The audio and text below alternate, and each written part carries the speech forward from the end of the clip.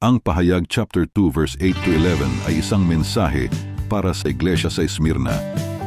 Sa mga talatang ito, sinasabi ng Panginoon na alam niya ang kanilang mga gawa, mga paghihirap at kanilang karukaan. Ngunit sinabi rin niya na sila ay mayaman. Ito ay maaaring tumutukoy sa espiritual na kayamanan na kanilang natamo sa kabila ng kanilang mga pagsubok. Bukod dito, binanggit din sa mga talatang ito na ipabibilanggo ng dyablo ang ilan sa kanila bilang pagsubok at magdurusa sila sa loob ng 10 araw.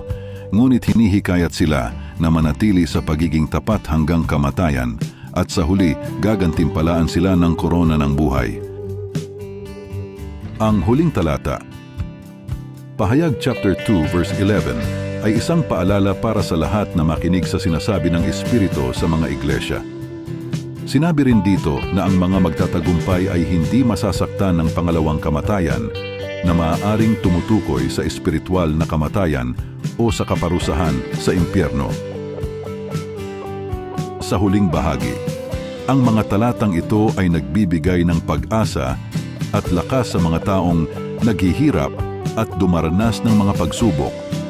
Ito rin ay nagpapaalala na ang tunay na kayamanan ay hindi material na bagay, kundi ang espiritual na relasyon at pagiging tapat sa Diyos.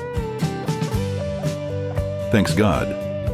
Nawa po nagustuhan niyo ang video ni Brother Chris at nawa po makasama kayo kay Brother Chris sa pagpapalaganap ng katotohanan sa pamamagitan ng pag-share ng mga video at upang kabahagi din kayo sa paglilingkod niya sa Diyos.